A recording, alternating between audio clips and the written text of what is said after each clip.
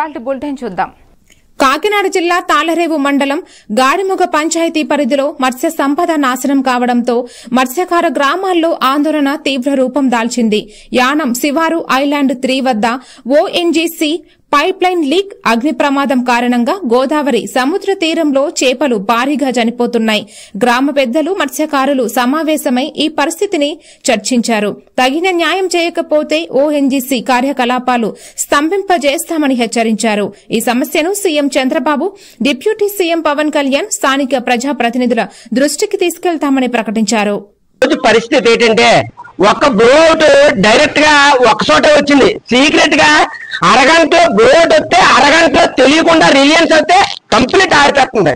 ఆరిపేసి com గా వదిలేసి నష్టపోయే అంతా ఇక్కడ మత్స్య సంపద మీద ఆధారపడే మత్స్యకారులందరూ కూడా కంప్లీట్ నష్టపోతున్నాం. ఎంత అన్యాయం అంటే అంత అన్యాయం. ఏమండి, ఇప్పుడు వచ్చిన కూట ప్రభుత్వం ఎమ్మెల్యే గారు కానీ ఎంపీ గారు కానీ శ్రద్ధ తీసుకోండి. ముఖ్యంగా మేమందరూ కూడా అగ్ని భవిష్యత్తులో ఇక్కడ ఉన్నటువంటి 4 పంచాయతీల్లో ఉన్నటువంటి వాళ్ళు బొంబాయి, కలకటాయ, మద్రాసు ఇవి కాదు తలచడం.